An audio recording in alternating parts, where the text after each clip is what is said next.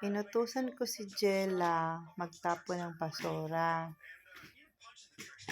Ayun, nilagay lang niya sa pinto. Sabi ko itapon. Ayun, pababa na kami. Kasi today is weekend. Weekend ngayon. Mag-grocery daw kami kasi wala na kaming pagkain. And bababa na kami. Kasi yung unit namin nasa taas. So, bababa na kami ngayon. Kasi naghintay na si Johan at saka si Papa Joey. Pero ang nangyari, ang nagdala ng basura, si Mama. Punta muna ako sa basurahan.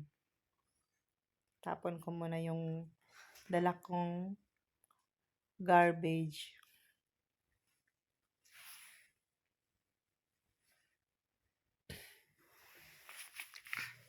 One, two, ready, set, go. Shop. Ayan si Jayla. Palakad-lakad.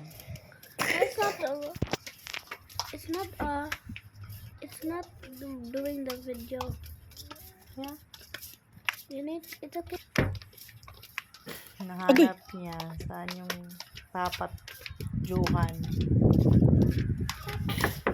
Ayan. Bukas na si Jayla sa pinto. Hindi man ako hinintay. Ay, hindi pala. Nakasunod pala si Mama, oh. Ayun, ready na to go in the grocery. Ayan si Johan.